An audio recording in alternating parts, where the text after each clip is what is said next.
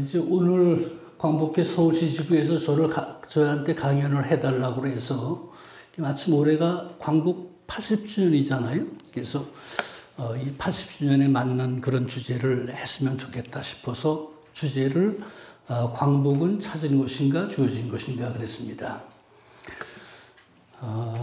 여기 독립운동가 후손분들도 많으실 텐데 올해 광복 80주년에 참 독립운동가 및 독립운동가 후손분들 참 가슴 아픈 일이 많았잖아요. 광복절은 국가의 국경일이잖아요. 그래서 일제한테 나라를 빼앗겼다가 그걸 다시 찾은 것을 참 우리가 경축하고 기념하는 그런 날이 광복절인데, 바로 그 광복절 때 어떤 분이 기념사에서 광복은 연합국이 갖다 준 선물이라고 그렇게 얘기를 해서 광복 80주년을 기념하는데 다른 게 문제가 된 것이 아니라 광복을 연합국이 갖다 준 선물이라고 하는 것이 큰 화두가 됐습니다. 참 이런 것을 보면서 전 독립운동사 연구를 한 사람으로서 참 가슴을 통탄할 일인데, 독립운동가 후손분들을 그 마음이야 오죽하겠어요? 그래서 오늘은 광복은 찾은 것인가 주어진 것인가라고 하는 것을 명확하게 말씀드리겠습니다. 오늘 제가 말씀드리는 핵심은 광복은 연합국이 갖다 준 것이 아닙니다. 연합국은 오늘 강의의 큰 핵심은 그 두 가지인데, 하나는 연합국은 한국을 독립시키려고 한 일이 없습니다. 연합국은 일본이 망하면 일본에 이어서 한국을 또 통치하려고 했습니다. 그래서 오늘은 연합국은 한국을 독립시키려고 한 일이 없다. 두 번째는 연합국은 일본이 망하면 연합국이 한국을 통치하려고 했다 라고 하는 것이 핵심이고, 우리의 독립운동은 우리는 일본만을 상대로 해서 독립운동을 했다고 생각하잖아요. 독립운동은 일제만 상대로 한 것이 아니라 연합국을 상대로 해서도 독립운동을 했습니다. 그래서 이제 오늘은 그 말씀을 차근차근 드리도록 하겠습니다. 우선 이제 그거에 앞서서 우리가 광복, 해방 이 용어를 같이 쓰잖아요. 어떤 사람은 8.15 광복 그렇게 얘기하고, 어떤 사람은 8.15 해방 그렇게 얘기하죠. 우리는 해방, 광복 그건 사전적으로 의미가 완전히 다릅니다.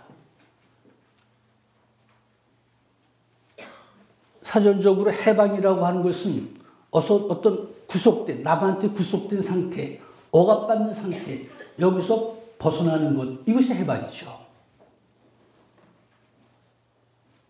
광복은 억압된 상태에서 벗어나서 국가의 주권을 도로 찾는 것, 이것이 광복입니다.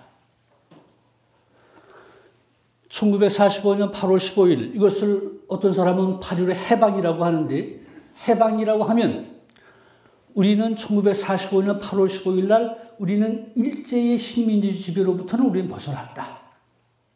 그렇지만 우리는 아직 주권을 행사하지 못했다. 그렇게 생각하면 1945년 8월 15일 날은 해방입니다.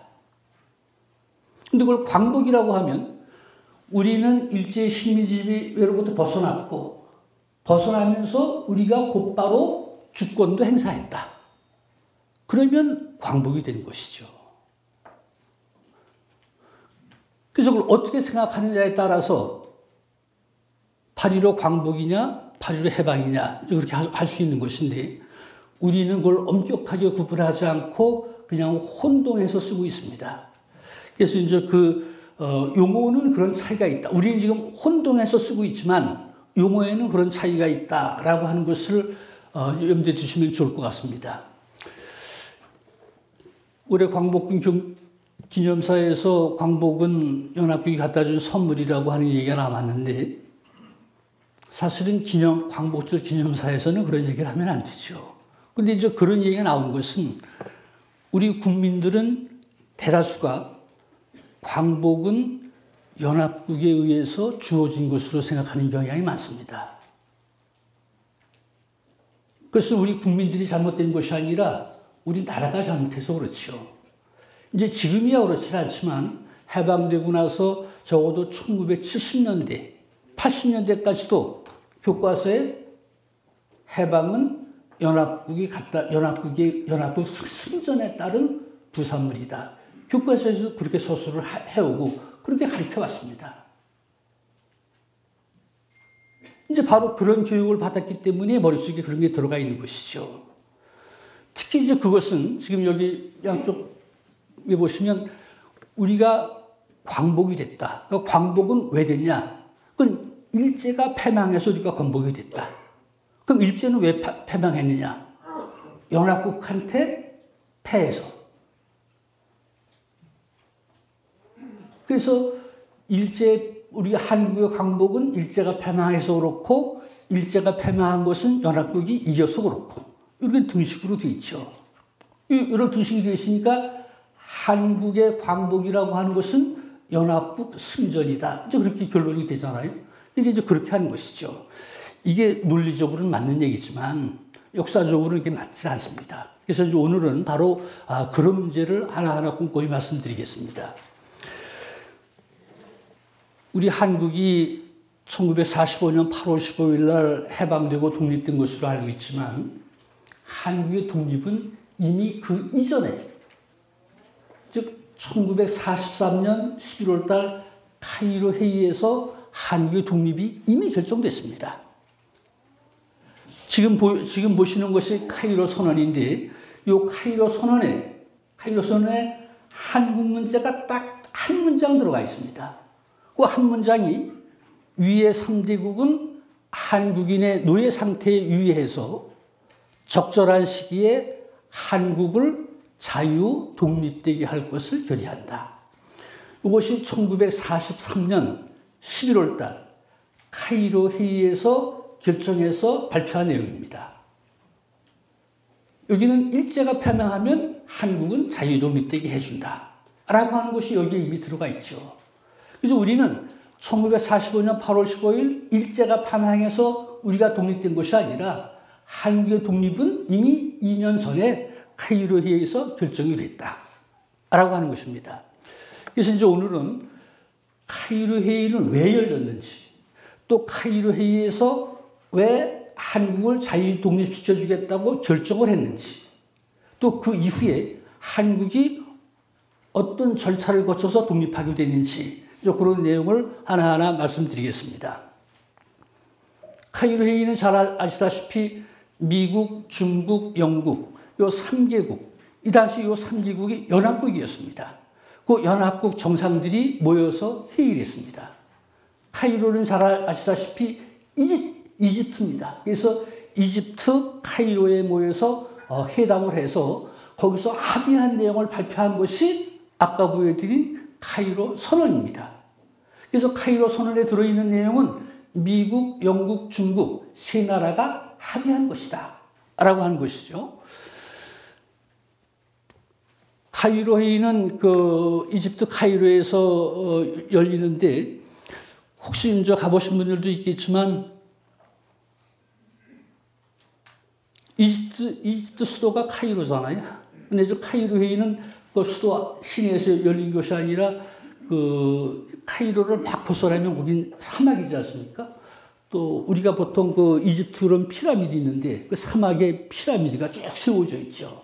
그래서 가장 큰 피라미드가 있고, 또 그 피라미드 옆에는 그 사람 얼굴에 짐승 몸뚱아리한 그 스핑크스가 세워져 있습니다. 그래서 아주 엄청나게 그 사막이지만 유명한 데죠. 카이로 회의가 열렸던 곳은 그 사막에서 열렸습니다. 그리고 회의는 11월 22일부터 26일까지 열렸고, 26일 날 회의가 끝났는데 카이로 선언은 12월 1일 날 발표가 됐습니다. 지금 보시는 것이 카이로 회의가 열렸던 장소입니다. 거기가 사막인데 가장 큰 피라미드도 있고 스핑크스도 있고, 그래서 참 경치가 좋은 데죠. 그래서 여기에 영국의 갑부가 1850년대 여기다 자기 별장을 졌습니다. 별장을 짓고 그 이름을 메나 하우스, 메나가 이집트의 그런 왕이었던 사람인데 그 이름을 따서 메나 하우스라고 이름을 줬습니다. 지금 보시는 것이 그 바로 메나 하우스입니다. 1850년대에 지었던 건물이 지금도 그대로 남아 있습니다. 그 사막 한복판에 이 빌장이 있는 것이죠. 여기서 했습니다. 제가 몇 년 전, 한 15년, 20년 전에 여기 현지 답사를 했었는데, 그래서 가서 왜 사막 한복판에 와서 정상이 모여서 회담을 했을까? 1943년이면 전쟁이 한창 진행 중일 때잖아요. 근데 이 연합국의 정상들이 모이니까 아마도 경호 문제가 중요했던 것 같습니다. 그러니까 사막 한복판에서 한 것이죠. 근데 이 메나하우스가 지금도 그대로 남아 있습니다. 카이로에서 멀지 않습니다. 카이로에서 버스 타면 1시간 채 안 걸립니다. 거기 이 메나하우스가 지금도 그대로 있습니다. 지금은 이제 그걸 더 확장을 해가지고 뭐 나무도 심고 이래서 메나 호텔을 쓰고 있습니다. 그래서 이집트 가시면 여기 카이로에 열렸던 여기는 한번 꼭 가보시기 바랍니다. 여기 가시면 그 당시 삼국 정상들이 장개석하고 처칠은 요 메나하우스에 여기서 숙소를 정해서 여기서 잤습니다. 이제 미국 대통령 루스벨트는 여기서 한 5km 정도 떨어진 데 사막에 그 이집트 주미 대사관 거기서 숙소를 정했습니다. 여기 메나하우스에는 지금도 처칠이 잤던 방은 처칠 스위트룸이라고 표시를 해놨습니다. 그래서 많은 사람들이 가서 보고 또 이 호텔에서 처칠이 잤던 방을 뭐라고 해요? 그 숙소로 사용하게 합니다. 그래서 그때 갔을 때 자고 싶어가지고 했더니 하룻밤 자는데 $2,000를 달라고 그래서 그래서 저는 못 자고 왔지만 혹여 가시게 되면 $2,000 마련하셔가지고 처칠이 잤던 방에 가서 한번 좀 주무시고 오시면 좋을 것 같습니다. 아주 경치가 좋습니다. 그럼 저 카이로 회의는 왜 열렸냐라고 하는 것인데 그건 미국이 필요해서 회의를 열었습니다. 그럼 미국은 왜 필요했냐? 미국은 일본과 전쟁을 하면서 미국이 상당히 불리했습니다. 그래서 미국이 일본과 전쟁을 하면서 중국을 이용하려고 루스벨트가 장개석을 만나자고 그래서 열린 회의가 카이로 회의입니다. 그럼 이제 미국은 왜 일본하고 전쟁하는데 중국을 이용했나라고 하는 것인데, 잘 아시다시피 미국은 1941년 12월 8일 날 일본이 미국의 진주만, 그러니까 하와이에 있는 진주만 해군 기지를 기습 공격하잖아요.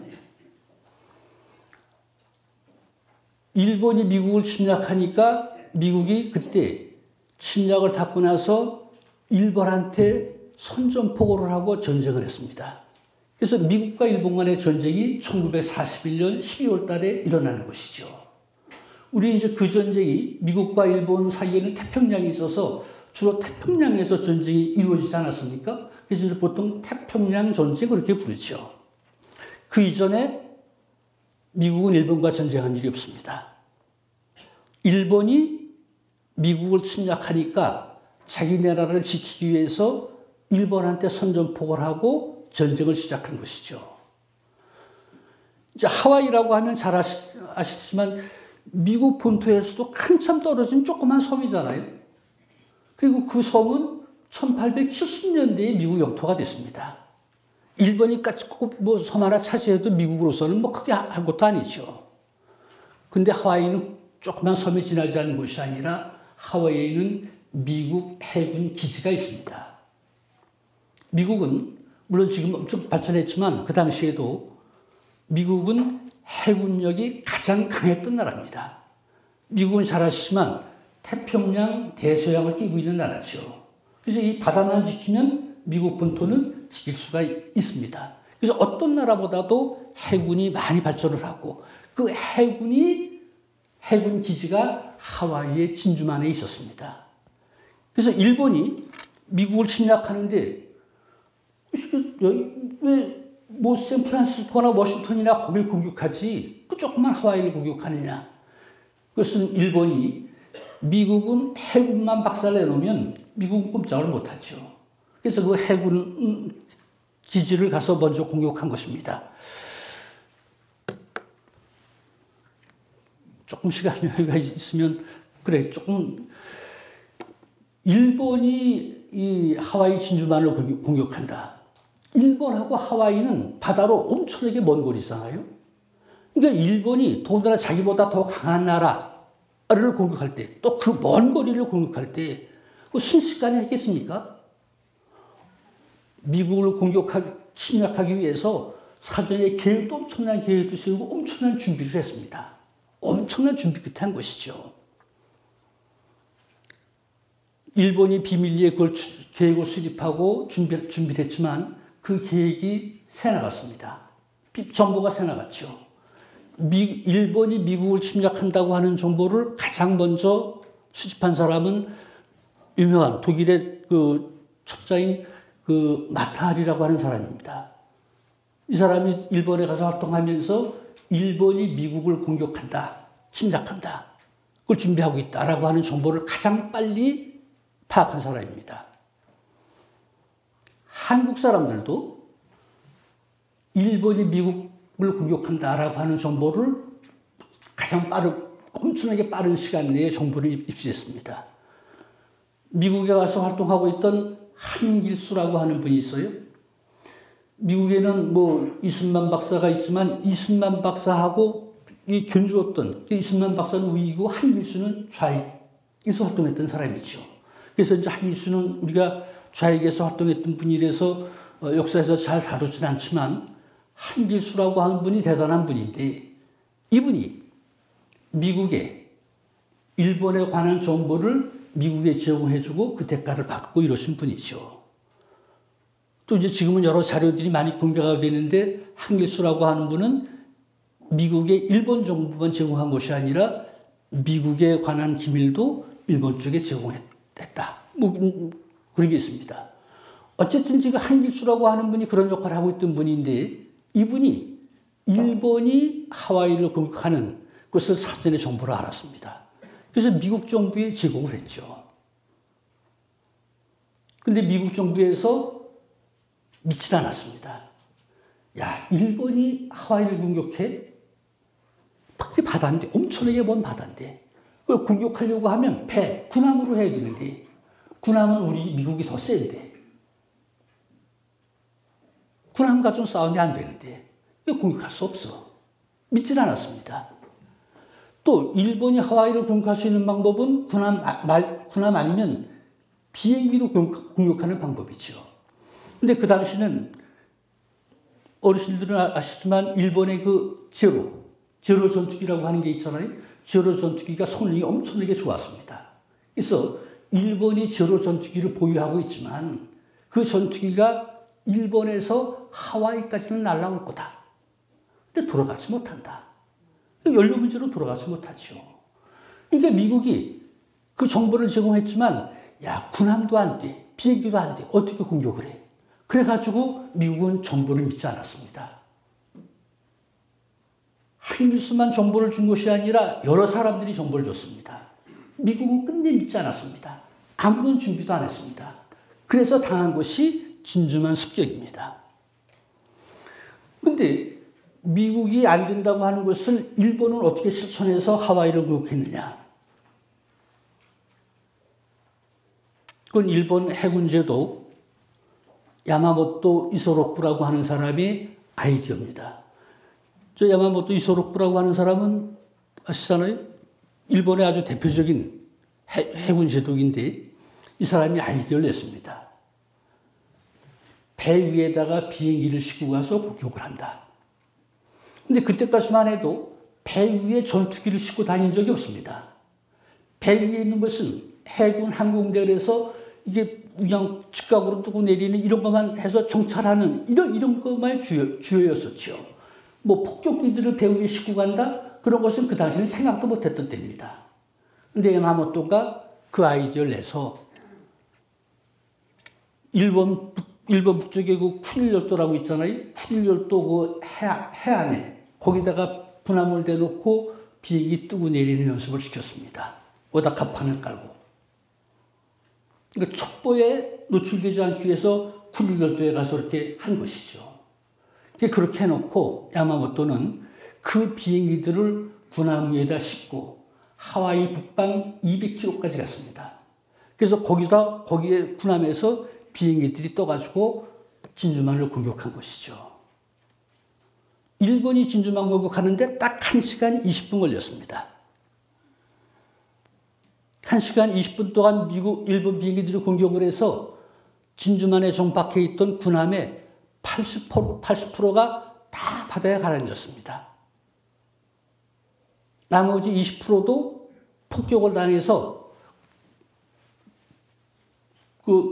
최소한도 3개월, 1년 수리를 해야지만 쓸 수 있을 정도였습니다. 군함들이 다 파괴가 됐습니다. 군함만 아니라 거기 있던 비행장에 있던 비행기들 다 폭파가 되고 1시간 20분 공격에 미국 군인들 1600명이 죽었습니다. 그것은 미국이 아무런 준비도 하지 않고 아무런 대비 없이 있다가 일본한테 속수무책으로 당한 것이죠. 미국으로 보면 참패였습니다. 그래서 이 일본이 하와이 진주만을 공격한다? 세계 전쟁 역사상에서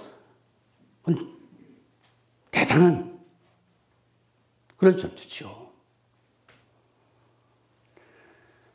우리는 이제 이 일본의 하와이 기습 공격이라고 하는 것은 세계 전쟁사에서 대단한 일이어서 영화로도 많이 다뤄져 있잖아요. 그래서 하와이 진주만 공격은 뭐 영화로도 많이 다뤄져 있습니다. 그래서 우리가 보통 하는 것은 일본이 그래 진주만을 공격했다 라고 하는 것만 알지 진주만 공격한 후에는 어떨까 라고 하는 것은 모르잖아요. 진주만 공격한 것은 시작이었습니다. 그것을 시작으로 해서 일본은 아시아 지역에 있는 미국의 영토, 미국의 식민지 이것들을 먼저 공격했습니다. 그래서 진주만 공격하고 난 이후에 바로 그 옆에 괌이라고 하는 섬이 미국 영토잖아요. 그걸 공격해서 일본이 차지했습니다. 또 아시아의 필리핀, 이 미국 식민지잖아요. 필리핀을 공격해서 필리핀을 일본이 차지했습니다. 그때 필리핀의 육군 책임자가 메가더입니다. 메가더가 일본군이 공격해 올 때 제대로 대처하지 못하고 있다가 해변으로 쫓겨가서 조그만 조각배 타고서 도망을 쳤습니다. 그래서 오스트레일리아로 도망을 쳤죠. 필리핀을 다 뺏겼습니다. 그것만 아니라 일본은 미국 영토만 아니라 아시아 지역, 태평양 지역에 있는 많은 섬들, 영국의 식민지, 뭐 포르투갈 식민지, 네덜란드 식민지 그런 섬들이 많잖아요. 그걸 다 차지했습니다. 태평양 바다에는 미국 군함이 움직이지 못했습니다. 일본이 태평양 연안을 다 차지했죠. 그뿐만 아니라 프랑스 식민지였던 베트남, 또 영국의 식민지였던 버마, 인도 여기까지 다 침략을 했습니다. 이게 진주만 공격하고 3, 4개월 동안에 벌어진 일입니다.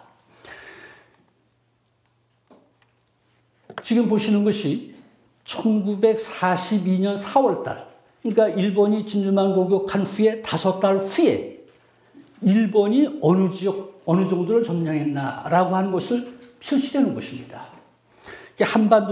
한반도 보시면, 중심으로 보면 중국의 해안가는 거의 다 일본이 점령했잖아요. 태평양 일대는 다 일본이 점령했습니다. 이게 1940 진주만 공격하고 5개월 후에 일본이 차지했던 지역입니다. 제가 어디 가서 이걸 보여드리면서 설명을 했더니 어떤 어르신이 그냥 뻗쩍 손을 들고서 저한테 얘기하는 중인데 뻗쩍 손을 들고서 저한테 질문하시더라고요. 한 교수, 우리 지구상 역사에서 가장 많은 면적을 차지했던 나라가 어떤 나라요? 그러시더라고요. 그래서 저는 서슴없이, 그거야 몽골이죠. 그래서 몽골이 유럽까지 가고 중국까지 다 차지하고, 그랬더니 그 어르신이 껄껄 웃으시면서, 야, 이 양반아, 지구상의 면적이 땅뿐이요? 바다는 면적 아니요? 이 어르신 말씀에 의하면 바다까지 차지하면 일본이 지구상에서 가장 넓은 영토를 차지했던 그런 나라다. 그 어르신 말씀이 그렇더라고요. 이게 설득력이 있습니다. 어쨌든지 바로 일본은 이제 그런 나라죠. 근데 미국이 일본한테 당해서 꼼짝 못하고 있을 때, 일본은 아시아 지역에 다 차지했는데, 거기서 일본이 더 가면, 남쪽으로 내려가면 뉴질랜드, 오스트레일리아 두 개의 큰 섬이 있죠. 그래서 미국으로서는 이제 가장 큰 걱정이 일본이 뉴질랜드, 오스트레일리아, 거기까지 점령을 하게 되면 일본이 이제 지구상의 5분의 1을 차지하는 나라다. 일본이 거기까지 점령하면 미국은 일본을 감당하지 못한다. 일본이 세계를 지배한다. 그런 소리죠. 근데 미국이 어떻게 해서든지 일본이 뉴질랜드, 오스트레일리아 여기를 공격하지 못하게 해야 되는데 미국이 막을 수 있는 방법이 없습니다. 그래서 루스벨트 생각이 일본이 그 두 지역을 공격하려고 하면 군대를 동원해야 되잖아요. 군인들을 동원해야 되죠. 그래서 루스벨트 생각은 또 그 당시 미국의 정보도 잘못되어 있었는데 미국의 정보는 중국 대륙에 한 600만 정도의 일본군이 있다라고 미국은 파악하고 있었습니다. 실제는 600만이 안 되죠. 근데 만일에 장개석이 일본하고 싸우는데 일본하고 협상을 한다든지 일본에 항복한다든지 그러면 중국 대륙에 있는 일본군을 데려다가 뉴질랜드, 오스트레일리아 공격할 거 아니에요? 그러니까 루스벨트 생각은 그 두 섬을 일본이 공격하지 못하게 하는 방법은 일본군을 동원하지 못하게 만들어야 된다. 일본군을 동원하지 못하려고 하면 일본군을 중국 대륙에다 묶어둬야 된다. 그러려면 장개석이 열심히 일본하고 싸워야 된다. 그래서 루스벨트는 장개석한테 만나자고 제의를 했습니다. 제의를 한 것은 우리 미국이 비행기나 군수물자 대줄 테니까 일본한테 항복하지 말고 열심히 싸워라. 그래야지만 일본군을 중국 대륙에 묶어둘 수가 있는 것이죠. 이제 바로 카이로 회의가 열리게 되는 것은 바로 루스벨트가 그렇게 장개석을 중국을 이용하기 위해서 장개석한테 만나자라고 해서 이루어진 것이 이 카이로 회의입니다. 이제 이것도 뭐 납득이 가시려고 하면 여러 가지 필요하지만 어쨌든지 그래서 이 카이로 회의는 미국이 중국을 이용하려고 하는 것이고 카이로 회의에서 주요한 문제는 어떻게 하면 중국이 일본하고 열심히 싸울 수 있도록 군수물자는 어떻게 제공을 하느냐, 어떤 방법으로 제공을 하느냐, 또 군사적으로는 지원을 어떻게 해야 되느냐 이런 문제를 협의하기 위한 것이 카이로 회의입니다. 카이로 회의 관련된 사진은 여러 가지 많죠.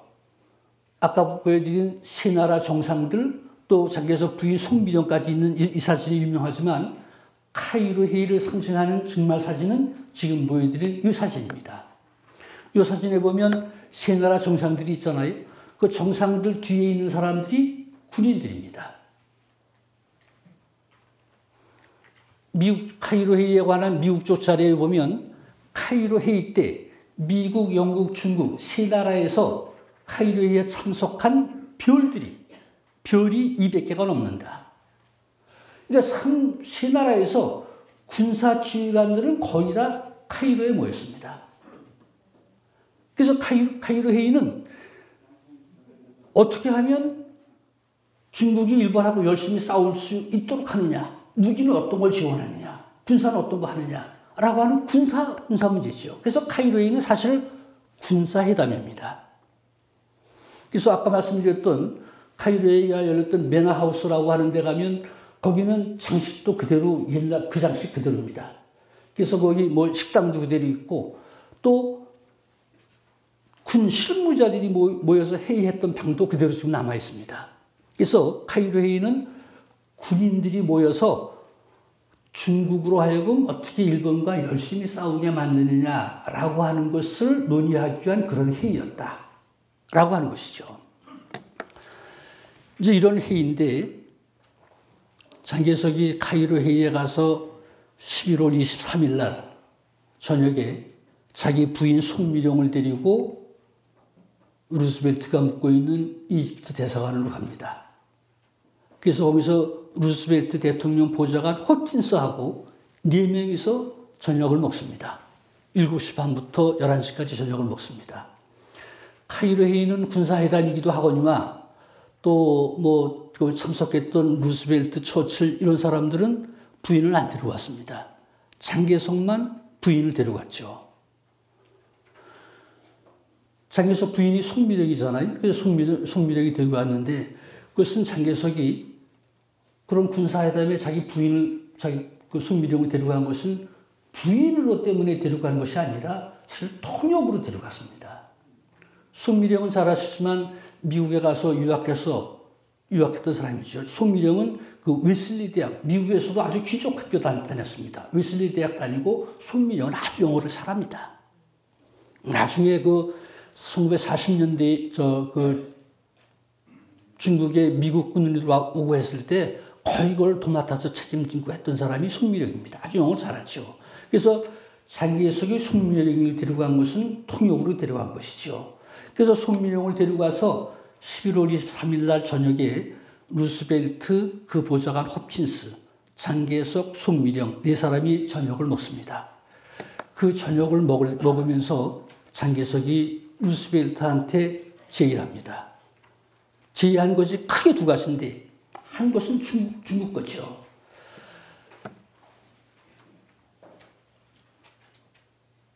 우리가 장개석 그러면 한국에서는 장개석 그러면 가장 먼저 떠오르는 게 부정부패. 부정부패 때문에 망한 사람. 그래서 무태통한테 쫓겨가지고 대륙 다 뺏기고 대만으로 쫓겨간 사람. 그렇게 알고 있잖아요. 그래서 아주 무태통 그러면 장개석 그러면 부정부패, 또 무능, 이제 그런 걸로 됐죠. 장개석은 그런 사람 아닙니다. 장개석은 중국 5천년 역사에서 10손가락 안에 꼽는 지도자입니다. 중국 지도자들 중에서 5천년 역사에서 중국 대륙을 천하통일했던 그런 지도자 중에 한 사람이 장개석입니다. 장개석은 엄청난 그런 지도력을 가지고 있습니다. 우리가 장개석을 부정부패하고 무능한 이런 사람으로 아는 것은 모택동 쪽에서 장개석을 대만으로 쫓겨내놓고 모택동이 자기가 이겼죠.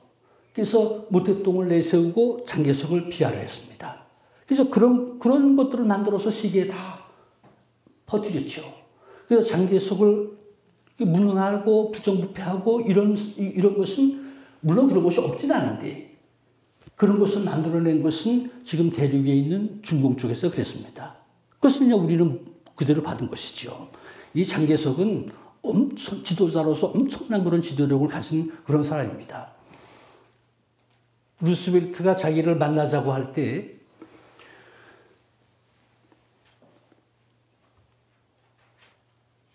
만나자고 그러는 것은 그때 전쟁 때니까 길게 편지 못 쓰고 짧게 전문으로 보냈죠.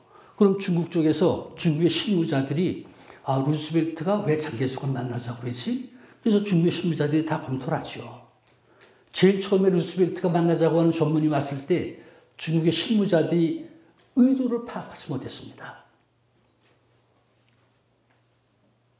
파악하지 못하는데 대답은 해야 되잖아요. 그러니까 장개석은 지금 군을 총지휘하기 때문에 밖에 나갈 수가 없다. 그래서 그렇게 거절했는데 루스벨트는 상당히 급하죠. 그래서 그 후에도 계속 전문을 보냅니다. 결국 그런 전문이 몇 차례 오고 가면서 나중에서 장개석이 루스벨트가 왜 자기를 만나자고 하는지 파악을 했습니다. 그리고 이제 카이로 회의 갈 때는 장개석은 자기가 루스벨트한테 요구할 거를 가져가죠. 그래서 저녁을 먹으면서 자기가 준비했던 것을 루스벨트한테 털어놓습니다. 그래서 지금 거기 보여준 2가지인데 하나는 건 중국은 일본한테 대만을 뺏겼잖아요. 청일전 때 져가지고 대만을 일본한테 넘겨줬죠. 또 1931년에 일본이 만주를 침략해서 만주를 차지했습니다. 대만도 만주도 다 중국 땅이죠. 중국으로서는 일본한테 대만 만주를 뺏겼습니다.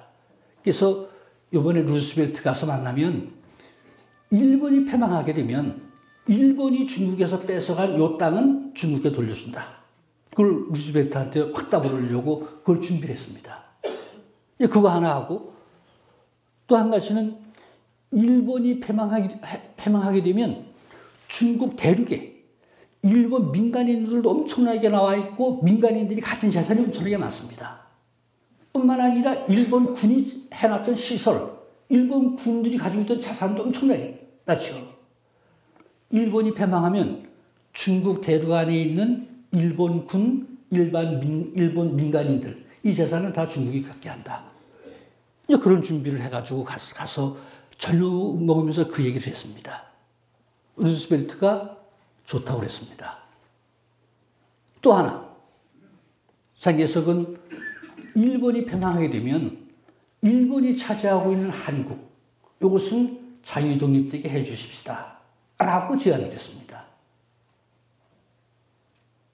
장개석이 제안하니까 루스벨트가 좋다고 그랬습니다.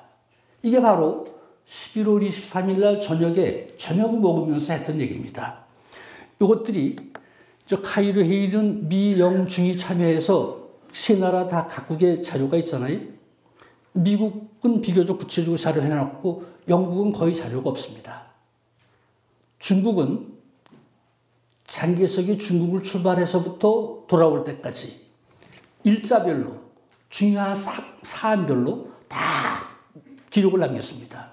그래서 그것을 카이로 회의 일지라고 하는 책으로 묶었습니다. 제가 지금 드린 내용은 가서 저녁 먹고 어쩌고 하는 얘기는 바로 카이로 회의 일지에 있는 내용입니다. 지금 보여드리는 것이 카이로 회의 일지의 내용인데, 그 이제 여기 옆줄 쳐놓은 데 보면 시일 하오 7시 반. 이것은 11월 23일 날 얘기인데, 그래서 이날 저녁 7시 반에 위자 및 부인, 그래서 장개석하고 부인이 루스벨트 숙소에 갔다. 그래서 거기서 이제 쭉 얘기하는 것을 기록해 놓은 것입니다. 그리고 바로 그 다음 장인데, 다음 장의 첫 줄에 보면 1, 2, 3 이렇게 표시해 놓은 거 있습니다. 이것은 장개석이 루스벨트한테 얘기했을 때 루스벨트가 동의한 것을 1, 2, 3으로 줄여놓은 것입니다. 1, 2는 중국하고 관련된 내용입니다. 3은 일본 괴폐 후에 응사 조선 획득 자유여 독립. 그래서 한국을 자유독립시켜주자고 했더니 루스벨트가 동의를 했습니다. 그래서 그걸 동의한 내용을 적어놓은 것이죠. 그래서 11월 23일 날 저녁을 먹으면서 어떠한 내용을 얘기했고 어떠한 것이 결정됐다라고 하는 것이 중국 쪽에 명확히 담겨져 있습니다. 거기에 바로 일본이 패망하면 한국은 마땅히 자유독립되게 해준다 라고 하는 것이 논의되고 얘기했던 것이죠. 거기에 이제 그 3, 한국에 관한 내용이 중국 쪽 기록에는 일본 괴폐 후에 응사 조선 획득 자유여 독립. 그래서 일본이 패망하면 응당히 조선은 자유독립되게 해준다 라고 하는 것을 루스벨트가 동의했다 라고 하는 것을 기록해 놓은 것입니다. 그래서 한국의 자유독립은 바로 그렇게 결정이 된 것이죠.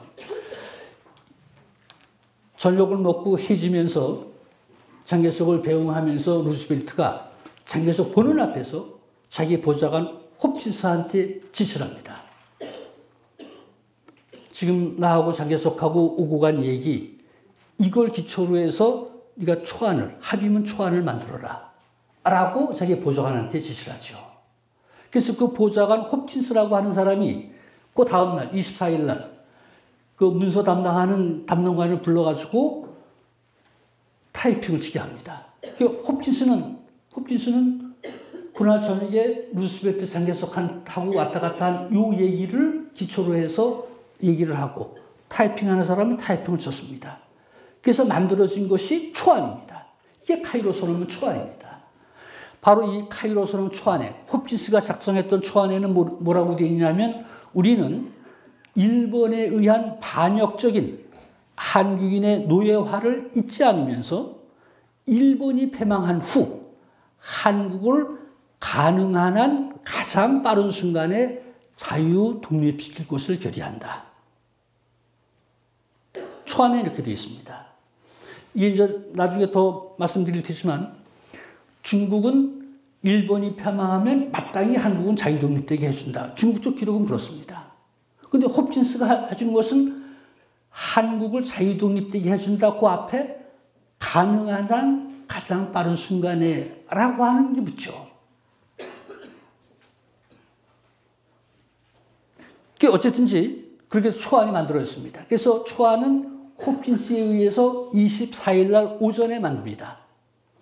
근데 이제 홉킨스가 만들어서 자기가 못하잖아요. 그러니까 루스벨트 대통령한테 가서 보여주죠. 그래서 루스벨트 대통령이 초안 타이핑된 것을 몇 구절을 고칩니다. 한국에 관한 내용도 고쳤습니다. 홉킨스가 가능한 한 가장 빠른 순간에 라고 하는 것을 루스벨트는 at the proper moment라고 적절한 순간에 라고 붙였습니다. 그래서 이제 적절한 한국의 자유 독립 앞에 자꾸 이런 조건이 붙기 시작하는 것이죠. 그래서 어쨌든지 24일 날 루스벨트한테 다 동의를 얻고 나서 홉킨스는 그 초안을 24일 날 오후에 중국 쪽, 영국 쪽에 제출했습니다. 홉킨스가 중국 쪽에 와서 장개석의 부인 송미령, 또 그 당시에 왕총해라고 하는 사람인데, 왕총해는 뭐 아실 텐데 중국의 외교부장도 했고 그 당시 국방최고위원회 위원장이었습니다. 왕총해한테 보였습니다. 그래서 그것을 홉킨스가 가져온 초안을 중국어로 번역해서 장개석한테 보여줬습니다. 장개석은 그것을 25일 날 저녁에 중국어로 된 걸 봤습니다. 장개석 일기에 보면 그 초안 보니까 그래도 루스벨트가 그릇은 큰 사람이다. 내가 어제 얘기한 것을 다 포함을 시켰다. 그래서 얘기를 하죠. 그리고 이제 영국 쪽에도 초안을 전달을 했습니다. 중국은 그 초안에 대해서 비교적 흡족해 했는데 영국은 그 초안을 받아보고서 엄청나게 교감을 했습니다. 엄청나게 불쾌하게 여겼습니다. 영국이 불쾌하게 여긴 것은 물론 루스벨트가 장개석에 해달라는 것도 다 해줬다. 중국에 주는 선물이 너무 크다. 이제 그런 불만도 있죠. 우리 한국 걸로 얘기하면 한국을 자유독립되게 해준다. 라고 하는 데 대해서 영국은 큰 불만이었습니다. 그래서 그 초안을 보고 나서 중국에 관한 것은 우리하고 관계없이 빼고 한국에 관한 한국을 자유독립되게 해준다. 라고 하는 것을 영국은 받아들이지 않았습니다. 이걸 수정하자. 그래서 이 내용을 일본이 패망하면 한국을 일본의 통치에서 벗어나게 한다. 이런 문구로 고치자. 영국의 수정안입니다. 일본이 패망하면 한국을 자유독립되게 해준다. 라고 하는 것하고 일본이 패망하면 한국을 일본의 통치에서 벗어나게 한다. 엄청난 차이가 있는 거잖아요. 영국이 그런 수정안을 내놨습니다. 실무자들이 모였을 때 얘기입니다. 근데 중국 쪽 실무자가 왕총해라고 하는 분인데 왕총해가 만일에 영국이 수정안을 내놨을 때 그럼 그렇게 하십시다. 그러고 영국이 수정한 대로 되는 것이죠. 그런데 왕총해가 영국 쪽이 제정한 수정안에 대해서 강력하게 반발했습니다. 한국은 자유독립되게 해야 된다. 그래가지고 실무자들 사이에 한국의 자유독립 문제 가지고서 영국 쪽하고 영국의 그 외무차관 카도간이라고 하는 사람하고 왕총해하고 격렬하게 논쟁이 벌어집니다. 논쟁이 벌어지니까 영국 쪽에서 그러면 합의가 안 된 것이니까 이 선언문에서 이건 완전히 빼버리자. 그래서 한국에 관한 내용을 영국 쪽에서 완전히 빼버리자고 그랬습니다. 왕총해라고 하는 분이 거기서 밀렸으면 그냥 빠지는 것이죠. 카이로서는 한국 문제가 들어가지 않는 것이죠. 근데 왕총해가 논리를 댔습니다. 영국 너네로 보면 너네는 뭐 한국 문제가 뭐 중요하냐. 근데 우리 동북아시아로 보면 지금 일본이 동북아시아 전체 또 미국을 상대로 해서 전쟁을 벌이지 않냐. 그 전쟁을 벌인 시초가 일본이 한국을 침략하면서부터 비롯된다. 그래서 동북아시아의 평화는 이 한국이 엄청나게 중요하다. 영국은 왜 한국 문제 뭐 그렇게 중요하냐. 그렇지만 우리 동북아시아로서는 엄청나게 한국 문제가 중요하다.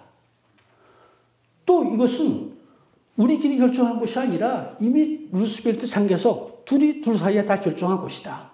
그래가지고 이 왕초가 치받죠. 영국 쪽도 밀리지 않으려고 그랬습니다. 그래서 영국 쪽은 나중에는 이 왕초의 논리에 밀리니까 소련 핑계를 댔습니다. 지금 여기 회의에는 소련이 참석하지 않고 있는데 한국 문제 이거 결정하려고 하면 소련 의견도 들어봐야 되지 않냐. 소련 핑계를 댔습니다. 근데 그때 때마침 미국에서는 국무장관이 오지를 않고 주소 미국 대사였던 해리만이라고 하는 사람이 이집트 회의장에 와 있었습니다. 그래서 해리만을 불렀습니다. 불러서 지금 영국 쪽이 한국을 자유독립시키는 이 문제를 가지고 소련의 의견도 들어봐야 된다고 그러는데 소련의 의견을 들어올 필요가 있냐. 그러니까 해리만 대답이 소련의 의견은 물을 필요가 없다. 소련은 아직 일본하고도 전쟁하지 않는 나라고 아시아 지역에 아직 뭐 관계도 없는 나라다. 그러니까 소련의 의견은 들을 필요가 없다. 그러니까 결국 중국하고 격렬한 논쟁에서 논리에 밀던 영국이 궁극적으로 소련 핑계를 댔는데 주소 미국 대사가 소련 의견을 물을 필요가 없다라고 하는 것이죠. 그래서 결국 영국이 논리에 밀렸습니다. 그래서 한국에 관한 내용이 빠지지 않고 카이로 선언에 포함되게 된 것이죠. 카이로 회의는 11월 26일 날 끝났습니다. 회의가 끝나고 장개석은 거기서 하루 더 묵으면서 피라미드도 올라가 보고 가서 스핑크스도 구경하고 그리고 그 다음날 중국으로 떠났습니다. 11월 26일 날 회의가 끝나고 나서 장개석은 중국으로 떠났고 루스벨트하고 처칠은 거기서 이란 테헤란으로 가서 거기서 기다리고 있던 스탈린을 만났습니다. 그래서 우리가 역사적으로 하는 테헤란 회의라고 하는 것이 바로 그것입니다. 그래서 미국, 영국, 소련 세 영수가 테헤란에서 만났죠. 그럼 왜 장개석은 돌아가고 루스벨트하고 처칠 둘은 왜 테헤란에 가서 스탈린을 만났느냐? 그것은 그냥 그런 것이 아니라 조금 만나게 된 것을 설명드리면 루스벨트가 아까 장개석한테 만나자고 제의했다고 하는 걸 하지 않았어요? 이거 말씀드리지 않았어요? 그때 이제 장개석이 나중에서야 그래로 만납시다라고 동의를 했습니다. 그랬더니 루스벨트가 아마도 이제 중국은 자기 손아귀에 들어왔다라고 하는 생각 때문이었는지 장개석한테 또 다른 제의를 했습니다. 여보, 우리 둘이 만날 때 스탈린도 참석시킵시다. 그래서 스탈린, 장개석, 자기 세 사람이 오기에 가장 중요한 지점이 알래스카니까 알래스카에서 언제 만납시다 라고 제의를 했습니다. 그러니까 중국 쪽 실무자들이 루스벨트가 이번 회담 만나는데 스탈린도 포함시키자라고 하니까 중국 쪽 실무자들이 그 의도를 다 분석할 거 아니에요? 중국 쪽 실무자들이 분석한 자료도 찾아냈습니다. 거긴 중국 쪽 실무자들은 스탈린은 참석시키지 말아야 된다. 이유는 만일에 스탈린을 참석시키게 되면 이제 소련이 아시아 지역에서 엄청난 영향권을 행사하게 된다. 소련이 아시아에서 영향권을 행사하게 되면 중국이 행사할 수 있는 권한이 대폭 줄어든다. 중국이 엄청난 피해다. 그러니까 스탈린을 참석시키지 말아야 된다. 실무자들이 그렇게 분석을 해가지고 장개석한테 건의했습니다. 장개석이 루스벨트한테 스탈린은 앞으로는 참석시키지 말아야 된다. 그래 반대를 했습니다. 그랬더니 이제 루스벨트가 그럼 스탈린 안 된다고 하면 그러면 처칠 같이 동석시키는 게 어떠냐. 장개석은 좋다고 그랬습니다. 처치를 동석시키는 것은 바로 중국 밑이 버마, 인도인데 영국이 식민지잖아요. 거기를 일본이 공격해서 영국은 인도 버마에서 일본군하고 전투를 하고 있었습니다. 그러니까 좋다고 그래서 이제 처칠이 참석하게 되는 것이죠. 그래서 장개석이 처칠 만나는 것을 거절하니까 루스벨트가 스탈린한테 그러면 카이로에서는 장개석을 만날 텐데 만나고 나서 다른 당신하고 만나자. 그래서 당신은 테헤란으로 가서 기다려라. 라고 해서 이루어진 것. 그렇게 된 것이죠. 그럼 루스벨트는 왜 스탈린을 만나려고 그랬을까? 스탈린한테도 똑같이 일본과 전쟁을 해달라라고 하는 것을 부탁하기 위해서였습니다. 스탈린도로 일본하고 전쟁해달라고 하면 소련은 일본 북쪽에 있잖아요. 그러니까 소련군이 일본군하고 전쟁하게 되면 일본군이 북쪽으로 군대를 배치해서 소련군하고 싸워야 되잖아요. 그럼 뉴질랜드, 오스트리아를 공격할 수가 없죠. 그 의도를 가지고 스탈린을 만나자고 그랬습니다. 그래서 이제 카이로 회의 이후에 루스벨트 처칠이 테헤란을 가서 스탈린을 만나서 이루어진 회의가 테헤란 회담입니다. 테헤란 회담 핵심도 루스벨트가 스탈린한테 일본과 전쟁해달라라고 요구했습니다. 핵심은 그거였습니다. 스탈린은 그때 단호하게 거절했습니다. 이유는 우리는 지금 독일하고 전쟁하고 있는데 우리가 전쟁을 두 패로 벌릴 수가 없다. 그때는 거절했습니다. 그렇지만 2년 후에 45년 2월 달 얄타 회담에서는 소련이 참전하겠다. 일본하고 싸우겠다라고 승낙을 했습니다. 43년 11월 달 테헤란 회담에서는 거절을 했습니다. 그 테헤란 회담에 가서 스탈린이 거절을 하고 이제 그랬지만 루스벨트 처칠은 스탈린한테 카이로에서 장개석하고 만나서 이러한 문제를 합의했다. 라고 하니까 스탈린도 나도 거기에 동의한다. 라고 했습니다. 그래서 한국의 자유독립, 이것도 스탈린의 회의에 직접 참석하지 않았지만 나중에 얘기를 듣고서 나도 동의한다. 라고 했습니다. 그래서 스탈린에 동의한다고 하는 말이 떨어지니까 루스벨트 처칠이 다시 카이로에 와서 12월 1일 날 발표한 것이죠. 그래서 카이로 선언은 회의는 11월 26일 날 끝났는데 카이로 선언이 12월 1일 날 발표되는 것은 지금 말씀드린 그런 순서였습니다. 그런데 카이로 선언이 발표되고 보니까 한국의 자유독립 앞에 인듀 코스라고 하는 것이 붙어 있었습니다. 조건으로. 이게 왜 붙게 되는지라고 하는 것은 여러 학자들이 연구를 했는데 결국 이것은 처칠이 한국 독립 앞에 인듀 코스라고 써붙였습니다.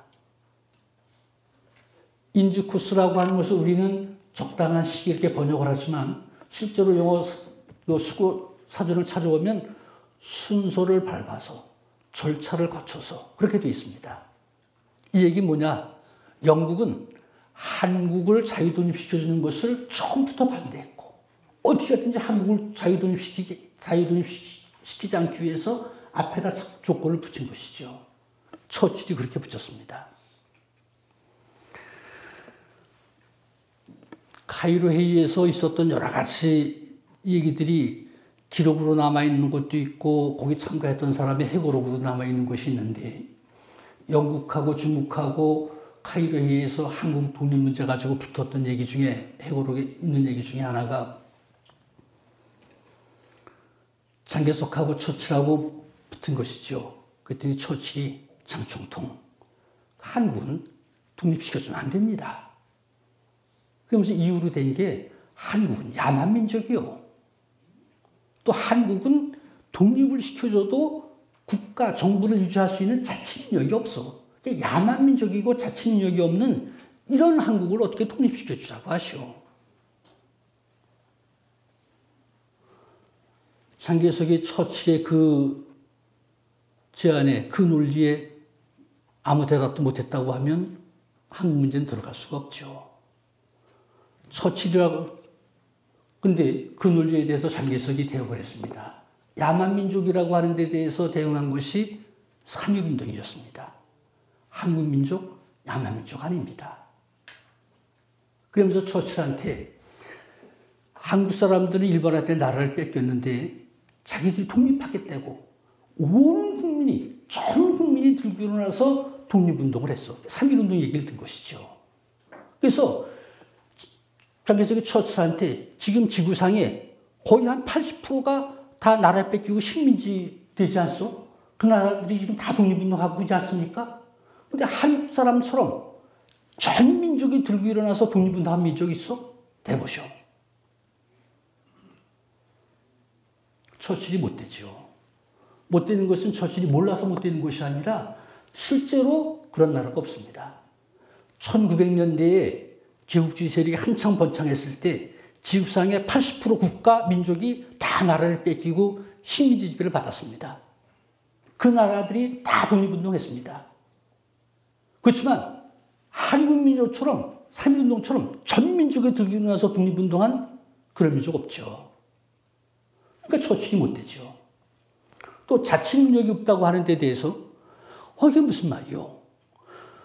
이 한국 사람들은 아직 국토도 되찾기 전인데 국토를 되찾기 위해서 우리 중국에 와서 독립운동을 하고 있는데 이 사람들이 독립운동을 하면서 나라를 찾기도 전인데 대한민국이라고 하는 국가를 세우고 임시정부를 수립해서 국가 정부를 운영하면서 독립운동하고 있는 나라예요. 아직 나라도 찾기 전인데 그런 나라가 왜 자치 능력이 없어? 그래서 결국 처칠의 논리를 장개석이 그 두 가지 가지고 깬 것이죠. 처칠은 어떻게 했든지 한국은 독립시켜주지 않으려고 엄청나게 애를 많이 썼습니다. 하지만 그런 논리를 댔던 것이죠. 우리 한국 사람들 중에서 존경하는 인물, 그럼 처칠 존경한다고 하는 사람 많잖아요. 물론 존경할 수도 있죠. 뭐 파이프 담배가 어떻고. 처칠은 한국 사람을 한민족, 자치 능력이 없는 이런 사람들 독립시켜줘서는 안 될 이런 사람으로 여겼던 그런 사람입니다. 처칠 우리가 존경할 수 있는 사람 아닙니다. 유럽에서야 역사를 만들어서 처칠을 유명한 인물을 띄워놨지만 처칠은 허접한 사람입니다. 장개석 일기 있잖아요. 장개석 일기가 장개석 총통이 한 50몇 년 동안 일기를 썼습니다. 장개석 일기는 정확하고 또 정확할 뿐만 아니라 일주일 있었던 것을 토요일 날 가면 뭘 실행했는지 뭘 못했는지라고 하는 거 반성 이런 거 다 써놔서 사료적으로도 엄청나게 가치가 있죠. 그래서 장개석이 한 50몇 년 동안 일기를 썼는데 일기 한 방을 알지 못했습니다. 장개석이 대만으로 쫓겨갈 때 물론 골동품 뭐 그런 것만 우리는 가져간 줄 알지만 일기를 소중하게 가져갔습니다. 대만 가서도 일기를 공개도 안 하고 소중히 여겼습니다. 이유는 만일에 일기를 모태통한테 뺏기면 모태통이 자기 유리하게끔 굳힐 수가 있다. 그래서 일기를 철저하게 공개를 안 했습니다. 장개석의 비서였던 사람이 얼핏 보고 일기를 베껴놓은 게 있었죠. 그것만 일부 공개가 됐었습니다. 그런데 장개석 일기는 중국을 지도했던 그런 지도자로서 역사적으로 엄청난 사료적 가치가 있죠. 근데 공개가 안 되고 있었는데 2010년인가 느닷없이 미국의 스탠포드 대학에서 장개석 일기를 공개를 했습니다. 그것은 장개석이가 일기를 가지고 있는데 보관하고 있는데 위험하죠. 잘 보관해야 되는데 장개석 아들은 소련 유학 가가지고 소련 여자하고 결혼하고 이제 그랬죠. 장개석이 못 믿었죠. 그래서 비밀리에 미국 쪽에다가 장개석 일기를 해가지고 조건을 달아서 몇십 년 후에 공개하라 라고 해서 그 날짜가 지나서 2010년 미국의 스탠포드 대학에서 공개를 했습니다.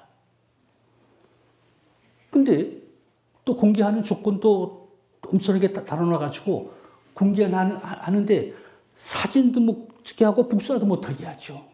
공개하는데 와서 보고서 베끼는 것만 허락합니다. 그래서 스탠포드 대학에서 공개한 이후에 그게 엄청나게 중요한 자료니까 중국 쪽에서 중국의 많은 학자들이 가서 그걸 일기를 베꼈습니다. 일본, 한국도 중요한 자료죠. 일본 학자들, 한국 학자들도 가서 베꼈습니다. 근데 일본, 한국의 학자들은 한 달을 못 견디고 거의 다 철수했습니다. 그것은 장개석이 이게 막 시각에서 쓴 것도 있고 또 글자를 파악해서 읽어도 장개석은 절강성 사람이잖아요. 절강 사투리를 써가지고 웬만큼 중국어로도 뜻을 잘 모르죠. 그래서 못하는데 중국에서는 많은 학자들이 가서 붙어가지고 그 일기를 다 베꼈습니다. 베끼는 것뿐만 아니라 상해 가면 그 상해 화동사범대학이라고 거기에서는 유명한 교수를 하나 두고서 제자들 박사급 한 20명 두고서 장개석 일기를 베껴오고 그걸 다 책으로 내고 그걸 연구하고 이러는 팀들을 만나서 연구를 했죠. 그래서 장개석 일기만 가지고도 지금 수십 권의 연구서가 나왔습니다. 이제 그럴 정도로 나왔는데 그 장개석 일기가 이제 지금부터 다 공개가 되어 있습니다. 이제 거기에 공개된 거 보면 지금 처칠 얘기 나오다. 장개석 일기에 보면 중국에서 가장 심한 욕을 하는 처칠에 대해서는 그런 아주 심한 욕을 해놨습니다. 해놔서 아주 뭐 앵글로색슨족의 전형적인 놈, 자기 것은 하나도 손에 안 보려고 하는 놈, 무섭다 그냥 써놨는데 그것이 이해가 되는 게 카이로 회의에 사실 처칠은 별다른 이해가 없습니다. 그냥 루스벨트가 참석하라고 하니까 참석한 것이죠. 이게 미국 쪽자를 보면 처칠에 대해 카이로 회의에 왔던 처칠에 대해서 호평적이지 않습니다. 미국 쪽자를 보면 저게 무슨 뭐 회의에 온 것인지 뭐 가족 여행 온 것인지 그런 투. 그러니까 처칠은 회의에 영국이 중요하지 않으니까 처칠 딸이 영화 배우잖아요. 그래서 딸하고 손자들 데리고서 왔습니다. 와서 구경 다니고 그랬죠. 이게 미국 쪽이 이게 좋지 않죠. 또 이제 이 처칠이 이게 입이 상당히 강한 사람이잖아요. 이제 송미령이 영어를 잘하니까 이제 송미령하고 많은 대화를 하고 그렇죠. 근데 대화가 점잖은 대화가 아니라 아주 지저분한 그냥 음담패설 이런 걸 얘기를 하죠. 그걸 송미령은 다 받아줬습니다. 다 받아줘. 그리고 이제 저녁에 와서 장개석한테 그런 얘기를 하면 장개석 보기에 그게 사람 같겠습니까? 그래가지고 장개석 일기에 보면 그냥 아주 천하의 잡놈 이런 것으로 써놨습니다. 그건 장개석이 특별히 처칠이 미운 것도 있지만 그래서 처칠은 그렇게 사실 우리가 존경할 사람 아닙니다. 어쨌든지 그런데 그러면 장개석은 중국은 왜 카이로에 가서 한국을 자기 독립시켜주자고 주장을 했을까? 또 그걸 왜 간첩시키려고 그렇게 많은 애를 썼을까라고 하는 것이죠.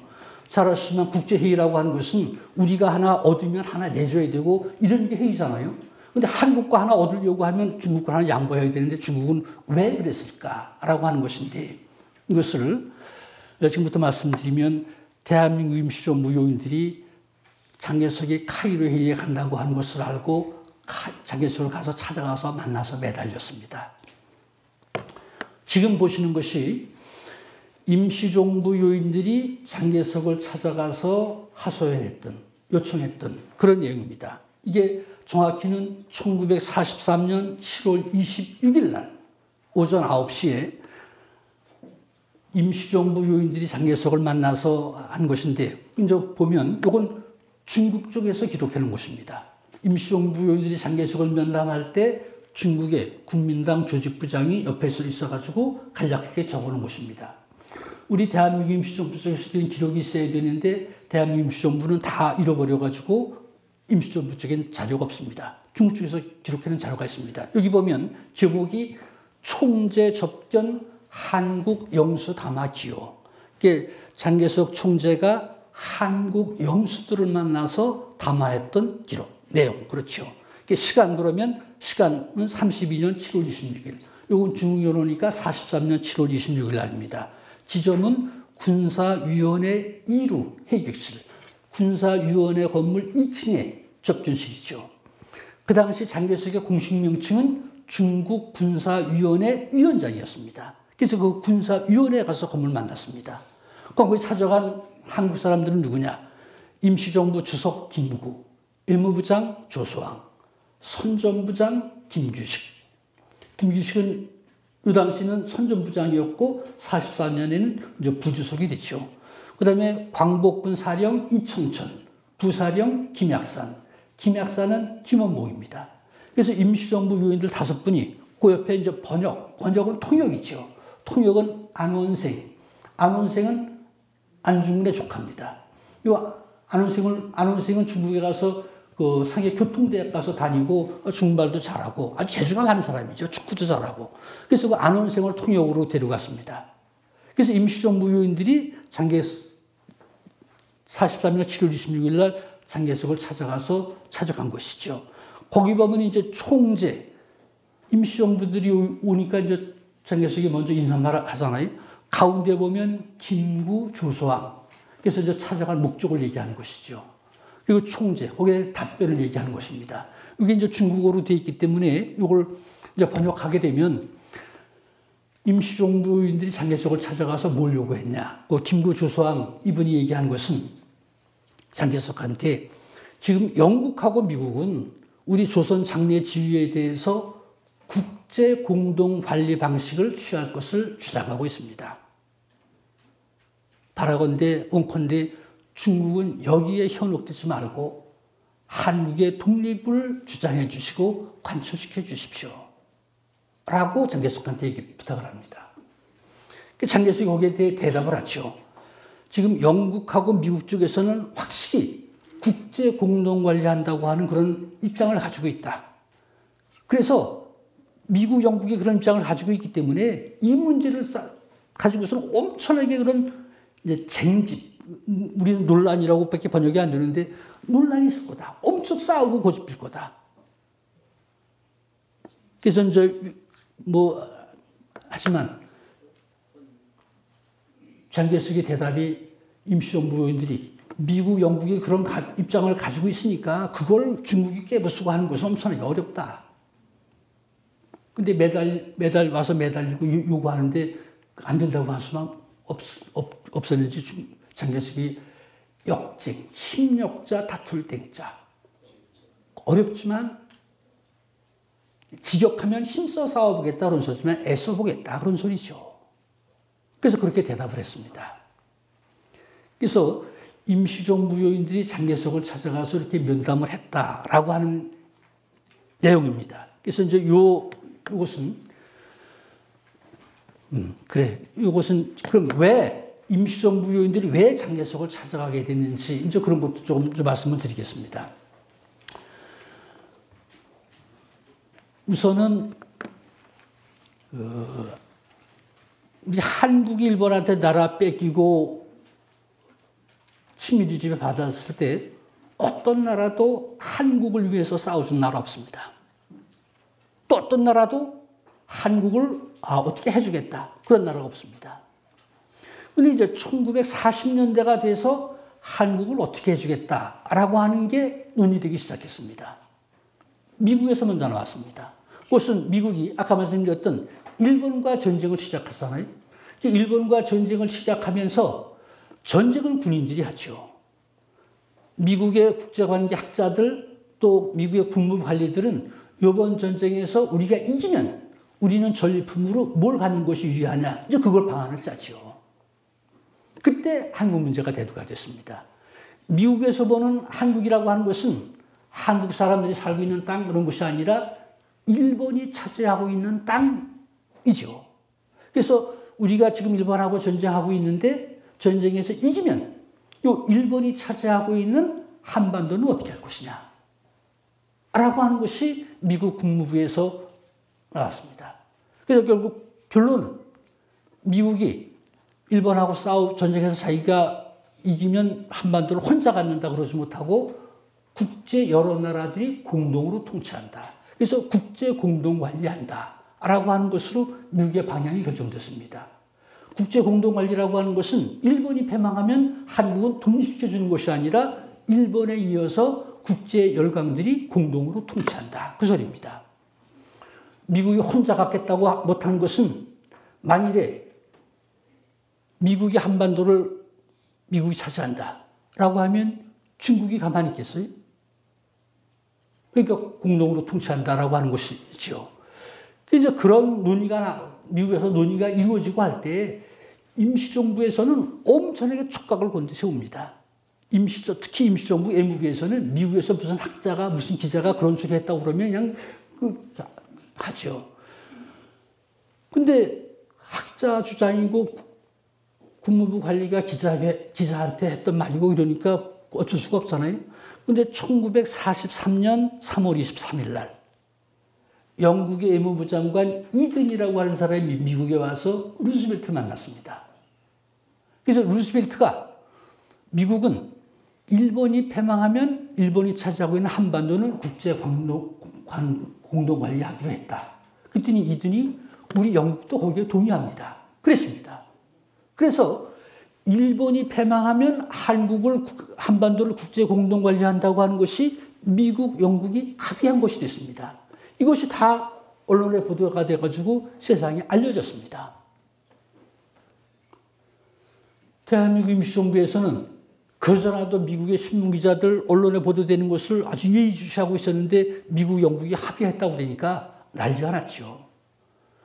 임시정부에서는 그 소식이 전해지자마자 즉각 당정군 순회회의를 수집했습니다. 거기서 결론은 국제공동관리는 우리가 견결하게 반대한다 라고 하는 것으로 결정이 됐습니다. 그래서 이제 먼저 외무부장 조소왕 선생이 국제공동관리에 반대하는 임시정부의 입장을 지금 전후 한국 독립문제 불능 찬동 국제공관이라고 하는 것으로 반대 성명서를 냈죠. 여기 핵심은 뭐냐 하면 우리는 일본이 패망하면 한국은 그 즉시 독립되어야 된다. 만약에 일본이 패망했는데 일본에 이어서 국제열강들이 우리를 통치한다고 하면 우리는 지난 30년간 일본을 향해 싸웠듯이 국제열강들을 위해서도 우리는 투쟁을 계속할 거다. 그런 성명서입니다. 그 다음에 이제 제중자유한인대회라고 해서 중경에 있는 좌우 독립운동 세력들을 한 대 다 막아주고 요즘식으로 얘기하면 골기대회를 하는 것이죠. 국제공동관리 반대 골기대회. 어디서 교리문 선언문 채택해가지고 뭐 연합국 원수들한테도 다 보내고 그랬습니다. 그렇지만 연합국이 임시정부 외무부장이 성명 발표했다고 그래서 한국 사람들 몇백 명이 모여서 골기대회 했다고 그래서 그거 들어주겠습니까? 임시정부도 그걸 믿는 것은 아니죠. 임시정부가 믿는 것은 이제 바라는 것은 중국 정부가 나서서 이걸 막아줘야 된다. 근데 임시정부는 그 당시 중국 정부가 승인을 안 해서 중국 정부하고 맞교섭을 할 수가 없습니다. 그러니까 이제 임시정부 한국 독립운동에 대해서 협조적인 우호적인 이런 인물을 찾아다니면서 미국, 영국이 국제공동관리한다고 하는데 중국 정부가 나서서 좀 막아주십시오. 그걸 중국 정부에 좀 부탁해 주십시오. 라고 해서 사람들을 찾아다니죠. 그래서 찾아다니는 게 여러 사람 찾아다니지만 손문의 아들 손과라고 하는 사람이 있습니다. 손문도 한국 독립운동에 엄청나게 지원해 줬지만 그 아들 손과도 많은 지원을 해줬습니다. 그래서 이런 사람들을 찾아다니다가 외무부장 조소왕, 외무부 차장 신익기 이런 사람들이 찾아다니죠. 찾아다니다가 그 사람들 입을 통해서 장개석이 루즈벨트를 만나서 회담 안 된다. 그 정보를 얻었습니다. 그 정보를 얻고서 임시정부 요인들이 장개석한테 면담을 신청했습니다. 그래서 면담이 이루어져서 만나는 것이 아까 보여드린 그 면담입니다. 한국의 독립운동가들 중에 회고록 보면 뭐 손문을 만났네, 장개석을 만났네 그런 게 있잖아요. 거의 100%, 99.9% 거짓말이죠. 물론 만난 것이 무슨 손문이 연설할 때 저 뒤에 가서 이렇게 있다가 그거 보고 만났다고 그럴 수도 있죠. 우리가 만났다고 하는 것은 직접 만나서 대화하고 손문이 어떤 사람인데, 장개석이 어떤 사람인데 한국 사람이 가서 쉽게 만나기 어렵죠. 임시정부 주석 김구도 장개석을 40년이 두 번째 만나는 겁니다. 윤봉길이고 나서 장개석이 불러서 만났고 두 번째 만나는 것이죠. 장개석 면담 신청할 때 곧바로 이루어지지 않습니다. 엄청난 절차를 거쳐서 이루어지죠. 그래서 바로 그 장개석이 카이로 루즈벨트하고 만나서 회담 안 된다라고 하는 정보를 얻고서 임시정부인들이 장개석한테 가서 하소연한다. 그래서 가서 하소연한 것입니다. 아까 면담했던 기록을 제가 98년에 여기 백범 김부 선생 전집을 냈습니다. 그래서 그 자료를 수집하려고 대만에 갔습니다. 대만에 가면 타이베이에 그 중국 국민당 당사연구소가 있습니다. 거기는 중국 국민당 자료만 놓고 연구하는 데죠. 거길 가서 여러 자료를 수집하고 해왔습니다. 그 중에 수집한 것이 바로 그 자료입니다. 낮에는 몰랐는데 밤에 들어와서 호텔에 와가지고 읽어보니까 임시정부인들이 장개석을 찾아가서 매달리고 하소연한 내용이잖아요.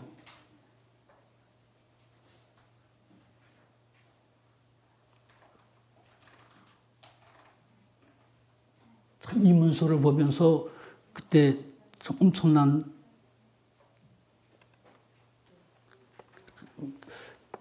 어쩐지 그런 것이, 이건 이제 보여드린 것은 그 국제공동관리 반대하는 그런 반대운동했던 그런 장소입니다.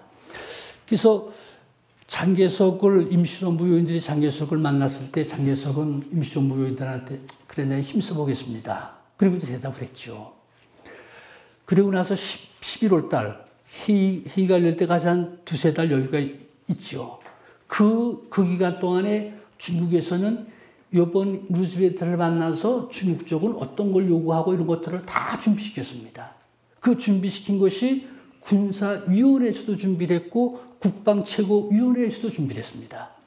아까 장개석이 위대한 그 지도자로서 큰 덕목이 있다고 그랬는데 장개석의 지도자적 면모 중에 하나는 장개석은 뭘 시켜도 한 사람한테만 시키지 않습니다. 정보기구를 둬도 한 군데만 두지 않습니다. 국민당 쪽에 중통, 또 군인 쪽에 군사위원회 군통, 정보기관을 둘을 두지요. 그 둘을 다 보고를 받아서 자기가 판단을 해서 결정합니다. 중국의 역사가 황제가 환관들한테 녹아나서 나라 망한 경우가 많잖아요. 장개석은 뭘 해도 두 군데. 그래서 이 카이로 회의에 갈 때 중국은 뭘 제안할 것이 중국한테 유리하냐. 그걸 준비시켜도 군사위원회, 국방최고위원회 따로따로 별도로 준비시켰습니다. 그 군사위원회에서 준비했던 국방최고위원회에서 준비했던 것이 다 자료를 수집을 했습니다. 별도로 한 것이죠. 별도로 했는데 중국 군사위원회에서도 이번 회의에 가서는 뭘 제안한다라고 하는데 거기에 한국의 독립을 제안한다라고 하는 것이 들어가 있습니다. 국방최고위원회에서도 준비한 데도 거기 들어가 있습니다. 그러니까 장개석이 임시정부 요인들을 만나서 그래 내가 애써보겠다. 헛말이 아니라 장개석은 그 약속을 지킨 것이죠. 그래서 그 약속을 했습니다. 거기만 있는 줄 알았더니 장개석 일기 아까 공개됐다고 말씀드렸잖아요. 장개석 일기를 뒤져봤더니 장개석 일기 곳곳에도 그런 얘기가 있습니다. 심지어는 루스벨트를 만나기 전에 카이로에 가서 11월 22일자 일기에도 루스벨트 만나면 내가 조선의 완전한 독립 자유를 한다.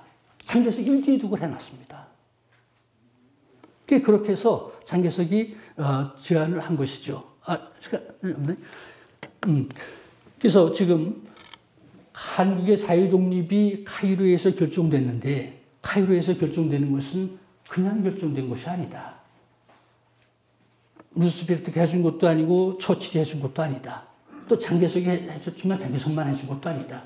임시정부 요인들이 장개석한테 가서 매달려서 그래서 장개석이 카이로에 가서 주장해가지고 결국 한국의 자유독립이 관철된 것이다. 라고 하는 것이죠. 그래서 우리나라의 독립은 연합국이 시켜준 것이 아니라 만일에 장개석이 루스벨트를 만나서 회담 된다라고 하는 정보를 듣고서도 루스벨트 처칠 아저씨가 잘해주겠지라고 그냥 아무 짓도 안 하고 있었으면 카이로에서 한국의 자유독립 들어갔을까? 지금 말씀드린 것은 들어갈 리가 없잖아요. 이게 바로 우리의 독립이라고 하는 것은 누가 시켜주는 것이 아니라 우리가 한 것입니다.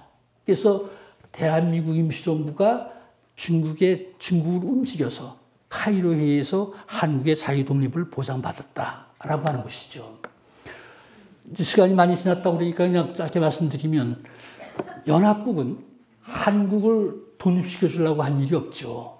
바로 미국, 영국은 한국을 국제 공동 관리한다고 했고 카이로 회의에서도 중국은 한국을 자유 독립했는데 그 앞에다 자꾸 조건을 붙여서 바로 독립시켜 주려고 하지 않았잖아요. 1945년 8월 15일 날 일본이 항복했습니다. 근데 일본이 항복했는데 잘 아시다시피 우리는 곧바로 독립되지 못했잖아요. 한국을 미군, 소련군이 나눠서 점령을 했습니다. 한국 문제를 우리가 일제로부터 벗어났지만 우리 문제를 우리가 해결할 수 없잖아요. 우리 문제를 누가 해결했느냐. 45년 12월 달에 일본이 패망하고도 4달 후에 모스크바에서 미국, 영국, 소련 세 나라 외무부 장관이 모여서 우리가 잘 아는 모스크바 3상 회의를 했습니다.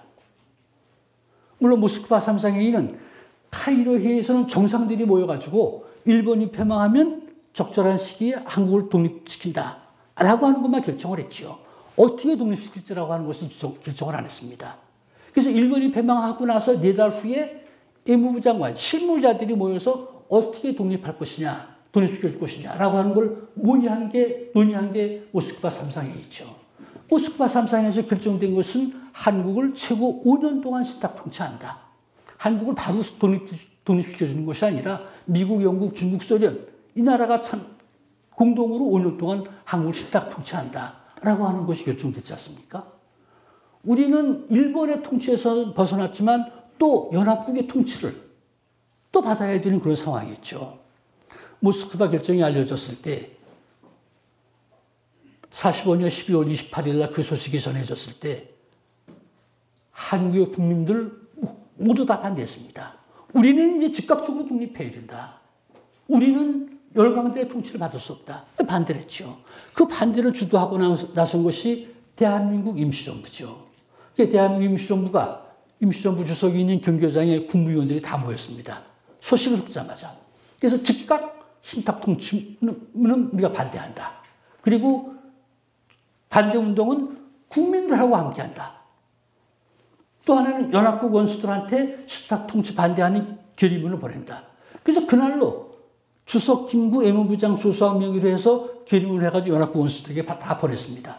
그리고 그날 저녁에 각계, 언론계, 무슨 신문계, 종교계 이런 단체 대표들이 저녁에 모여서 밤새워서 회의를 하죠. 회의에서 결정된 것은 신탁 통치는 우리 국민들 이름으로 반대한다. 그래서 반대하는 것을 위해서 신탁 통치 반대 국민총동원위원회라고 하는 것을 결성을 하잖아요. 결성을 해서 12월 31일 날 동대문 운동장에 모여서 신탁 통치를 반대하는 시민 골기 대회를 하고 그렇죠. 그래서 대한민국 임시정부가 신탁 통치를 반대하는 그런 선두에서 반탁운동을 했습니다. 국민들하고 함께. 지금은 이제 그런 얘기 하는 사람이 없지만 제가 대학원 다니고 젊을 때만 해도 학술회의 같은 데서 임시정부가 신탁 통치를 반대하고 치고 나온 것은 임시정부가 국외에 있었기 때문에 국내에는 지지 기반이 없지 않냐. 그래서 지지 기반을 확보하기 위한 기산으로 반탁운동을 치고 나왔다. 그렇게 얘기하는 경우가 많았어요. 근데 그건 역사에도 없는 얘기죠. 임시정부는 이미 1943년에 미국, 영국이 국제공동 관리한다고 그러니까 그걸 갖다 반대한 사람입니다. 반대하고 임시정부 입장은, 독립운동의 입장은 일본이 패망하면 우리는 곧바로 독립돼야 된다. 일본 말고 일본에 이어서 다른 나라들이 우리 또 통치한다고 하면 우리는 일본하고 싸우듯이 그 나라하고도 싸울 것이다. 이게 독립운동하던 사람의 입장이죠. 대한민국 임시정부의 신념이고 모스크바에서 신탁 통치한다고 그러니까 그건 볼 거 없죠. 반대해야 되는 것이죠. 짧게 말씀드리면 모스크바 결정안은 미소 공동위원회가 조직돼 가지고 추진하기로 했습니다. 근데 잘 아시지만 미소 공동위원회는 결렬이 됐습니다. 그 결렬됐던 것은 40년 3월 달부터 독수궁에서 미소 공동위원회가 열렸는데 결렬된 것은 소련 쪽에서 반탁운동을, 그러니까 모스크바 결정안에 대해서 반대하는 사람은 여기에 참여시킬 수가 없다. 그런데 미국 쪽에서는 반탁운동하는 사람들 다 참여 빼면 좌익 쪽에서는 모스크바 결정을 나중에 지지했죠. 그럼 좌익 쪽만 들어가게 됐죠. 그러니까 미국 쪽에서는 반탁운동하는 사람들은 언론의 자유, 의사표시의 자유이지 그 사람들을 대표로 참여시켜야 된다.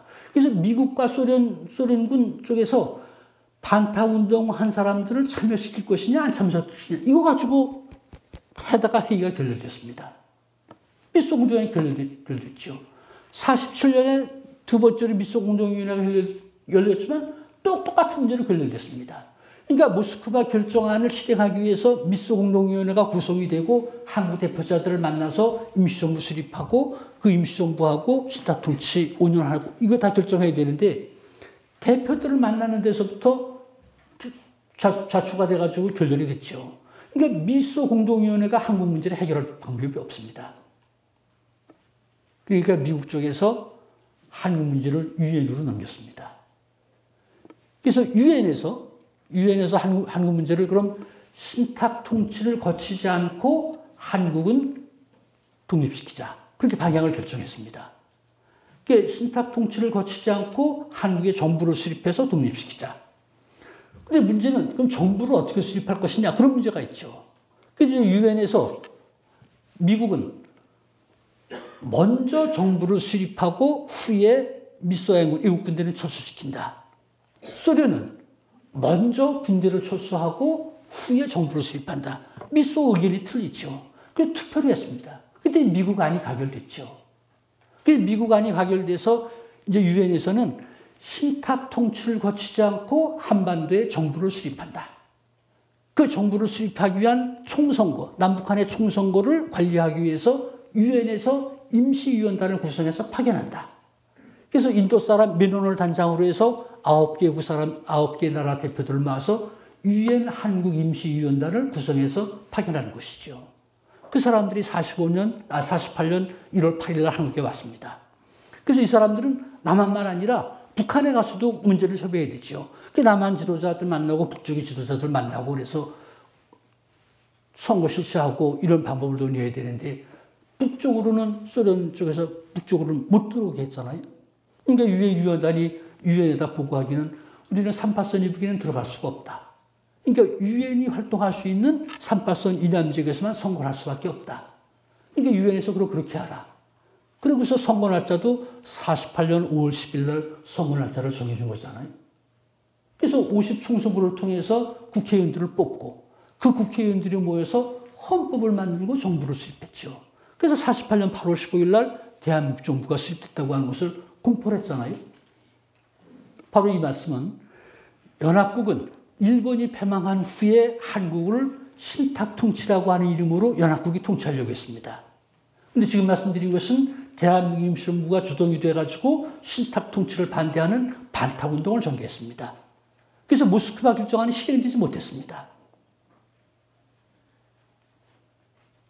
우리는 연합국들은 일본에 이어서 한국을 통치하려고 했지만 한국 사람들이 그걸 거부하고 그걸 반대하고 그런 운동을 전개해서 우리는 열강들의 통치 안 받았습니다. 바로 유엔에서 한국을 연합국의 통치 없이 바로 정부를 수립하는 것으로 결정이 돼서 48년에 정부를 수립한 것이죠. 그렇다고 하면 우리 한국에 특히 광복이라고 하는 것을 우리가 연합국이 갖다 준 선물이냐. 지금 말씀드리면 연합국이 갖다 준 선물이라고 할 수 없잖아요. 연합국은 한국을 독립시키려고 한 적이 없습니다. 일본에 이어서 한국을 연합국들이 통치하려고 했습니다. 우리 한국 사람들이 한국의 독립운동이 일본만 막아놓은 것이 아니라 연합국의 통치도 막아냈다. 이것이 바로 한국의 독립운동이고 광복은 그런 힘으로 찾은 것이다. 이상입니다. 고맙습니다.